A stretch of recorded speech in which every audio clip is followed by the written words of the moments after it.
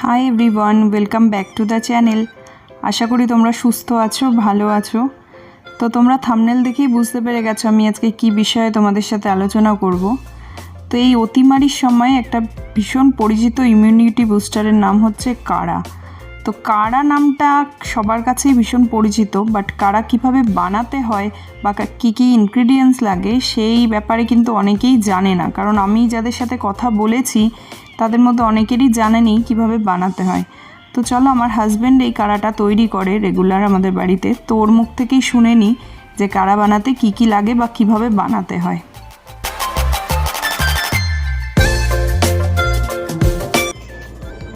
এখানে তোমরা যে দেখতে পাচ্ছ উপকরণগুলো, সেগুলো হচ্ছে কাড়ার সমস্ত উপকরণ। এই উপকরণগুলোর পরিমাণ আমি নিয়েছি 4 জনের খাওয়ার মতো। গোলমরিচ আমি নিয়েছি 50 থেকে 60টার মতো। আমরা খুব ভালো করেই জানি যে গোলমরিচ খুব পপুলার মশলা, যেটা আমরা অনেক সময় লঙ্কার পরিবর্তে ঝাল হিসেবে ব্যবহার করে থাকি।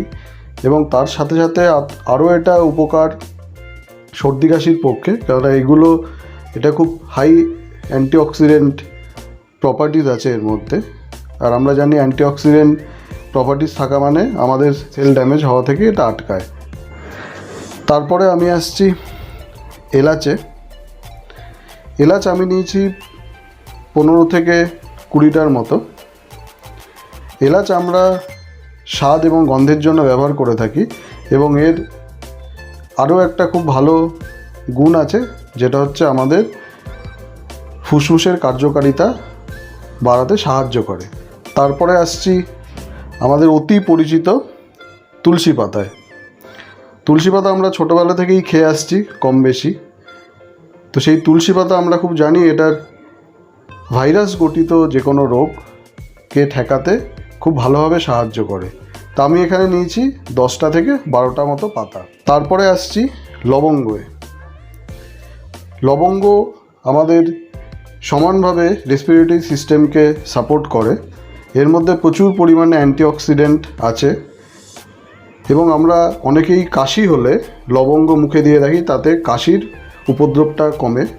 এবং এখানেও তাই, আমাদের গলার ব্যথা বা কাশির উপদ্রব কমানোর জন্য আমরা এখানে ব্যবহার করছি।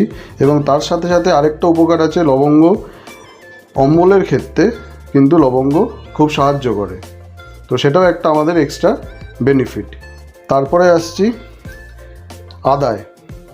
আদা আমরা জানি যে খুব ভালো ইনফ্ল্যামেটরি প্রপার্টি আছে।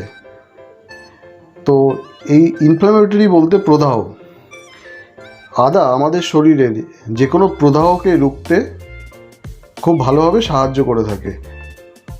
এবং আদা আমাদের স্টমাকের অ্যাসিডিটি কমাতেও সাহায্য করে। আমাদের গলা খুসখুস করলে বা গলাটা ব্যথা করলে বা কাশি হলে যদি আমরা শুকনো আদা খাই, তখন কিন্তু আমরা খুব আরাম বোধ করি। আর যে কোনো শরীরে রোগ ব্যাধি বা অ্যালার্জি হলে আমাদের শরীরে কিন্তু প্রদাহটা অনেক বেড়ে যায়। তো আদার গুণাগুণ সেই জন্য আমাদের শরীরের পক্ষে খুবই কাজের। তারপরে আসছি কাঁচা হলুদ আমরা খুব ভালোভাবে জানি যে সর্দি কাশির পক্ষে খুব ভালো। আমরা অনেকেই সকালে খালি পেটে কাঁচা হলুদ খাই। কাঁচা হলুদে অ্যান্টিব্যাকটেরিয়াল এবং অ্যান্টিঅক্সিডেন্ট দুটো প্রপার্টি খুব ভালোভাবে আছে, এবং এটায় সর্দি কাশিতে কফ বসে গেলে লাংসে, তখন কিন্তু এই কাঁচা হলুদ আমাদের কফ বার করতে খুব ভালোভাবে সাহায্য করে থাকে। এবং আদা এবং কাঁচা হলুদ দুটোই 1 ইঞ্চি পরিমাণ মতো আমাদের নিতে হবে। তারপরে আসছি দারচিনিতে। এখানে দারচিনি কিন্তু আমাদের যেরকম স্বাদ বাড়ানোর জন্য অপরিসীম, এবং এর গুণাগুণও কিন্তু খুবই অপরিসীম। এটা আমাদের হার্টকে ভালো রাখে, লাংসকে ভালো রাখে, কোলেস্টেরল মেনটেন করে রাখে, ব্লাড ফ্লো ভালো রাখে। সুতরাং দারচিনি কিন্তু আমাদের এই কাড়াতে অবশ্যই ব্যবহার করতে হবে। তারপরে আসছি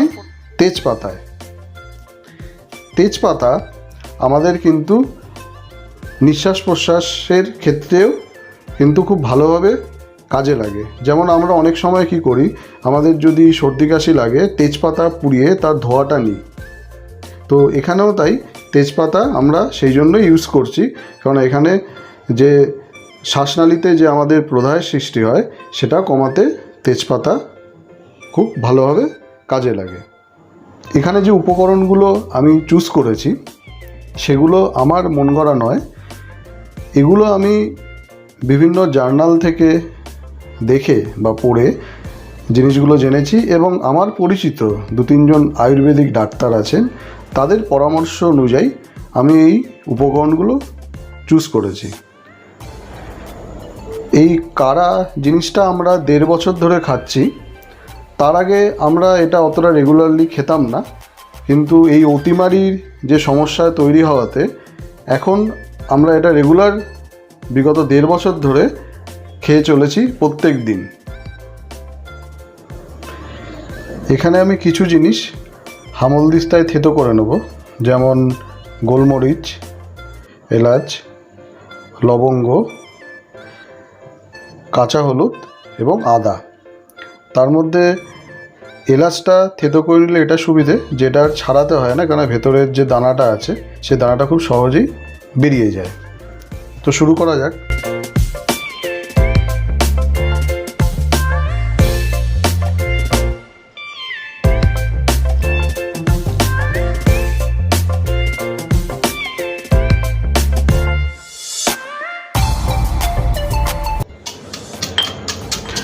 যাদের বাড়িতে হামলদিস্তা নেই তারা শিলনোড়ায় বেটে নিতে পারো। এরকম আমি 3 কাপ এরকম জল দেব, এটা হচ্ছে 4 জনের জন্যে।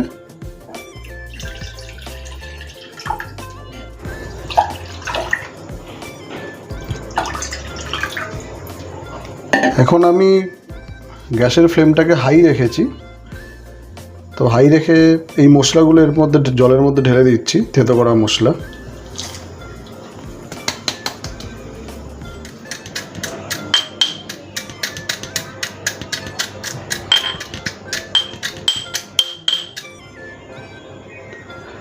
আমি এখানে আদা এবং কাঁচা হলুদটা থেতো করে দিলাম, তোমরা চাইলে এটাকে গ্রেট করেও দিতে পারো।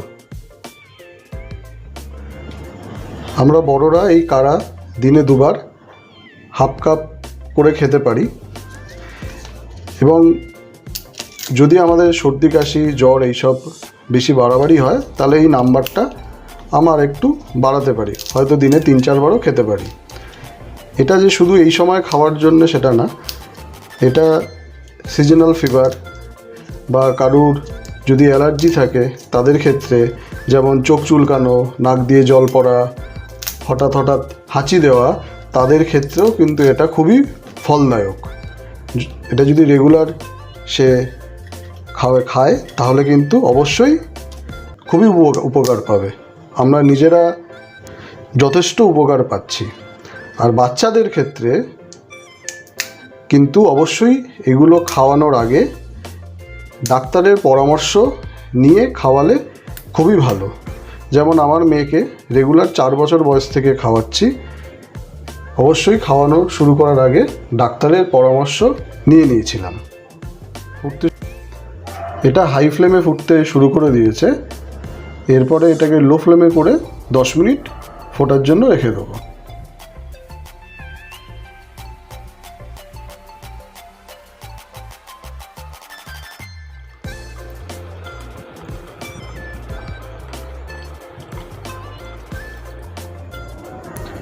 কাড়ার স্বাদ যেহেতু ঝাঁঝালো, তাই জন্য আমি এখানে 1 চামচ মধু মেশাচ্ছি। এখানে তোমরা চাইলে 2 চামচ মেশাতে পারো মধু স্বাদ মতো, এবং মধু মেশানোর সাথে সাথে মধুর যে উপকারিতাটা সেটাও আমরা কাড়ার সাথে পেয়ে যাচ্ছি। এখানে 1 কাপ কাড়ার সাথে আমি অর্ধেক পাতিলেবুর রস মেশাচ্ছি। আমরা সবাই জানি যে ভিটামিন সি ইমিউনিটি বুস্টার, তো সেই জন্যে লেবুর রস এখানে মেশালাম। এবার এতে স্বাদটাও একটু আরও ভালো হয়। তবে আরেকটা জিনিস আমাদের খেয়াল রাখতে হবে, অবশ্যই আমরা লেবুর রসটা ঈষদুষ্ণ কাড়াতে মেশাবো। কাড়ার টেম্পারেচার যদি বেশি হয় তাহলে ভিটামিন সির উপকারিতাটা নষ্ট হয়ে যেতে পারে। কাড়াটা ছাকার পর যে মশলাটা বেরিয়েছে সেটা না ফেলে দিয়ে আমরা রিইউজ করতে পারি। যেমন চা তৈরির সময় লিকার চা বা দুধ চা সেইটা যদি আমরা অ্যাড করে দিই তাহলে কিন্তু চায়ের স্বাদটা অনেকটাই বেড়ে যাবে। আমাদের কাড়া একদম তৈরি খাওয়ার জন্যে। সবাই কাড়া খাও, ইমিউনিটি বাড়াও।